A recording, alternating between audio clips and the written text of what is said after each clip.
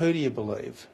Do you believe Australian naval personnel or do you believe people who are attempting to break Australian law? I trust Australia's naval personnel.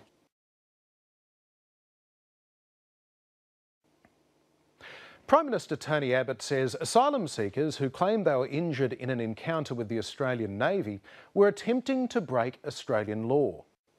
The coalition government often refers to people attempting to enter Australian waters to seek asylum as illegal arrivals.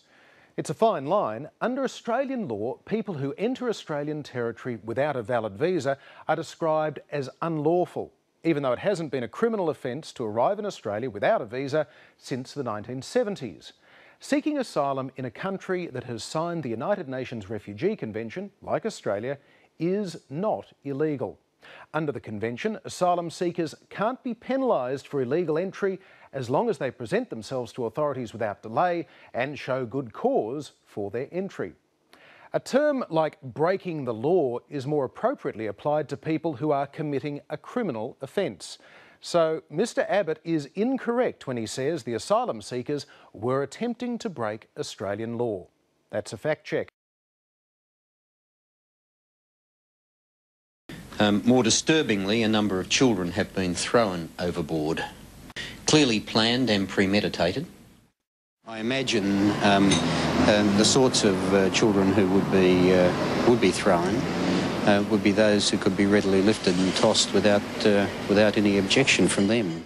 I don't want in Australia people who would throw their own children into the sea.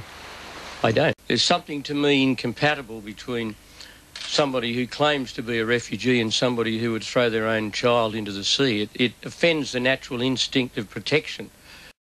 Mr Reith, there's nothing in this photo that indicates these people either jumped or were thrown. Well, you're now questioning the veracity of what is being said. Those photos are produced as evidence of the fact that there were people in the water.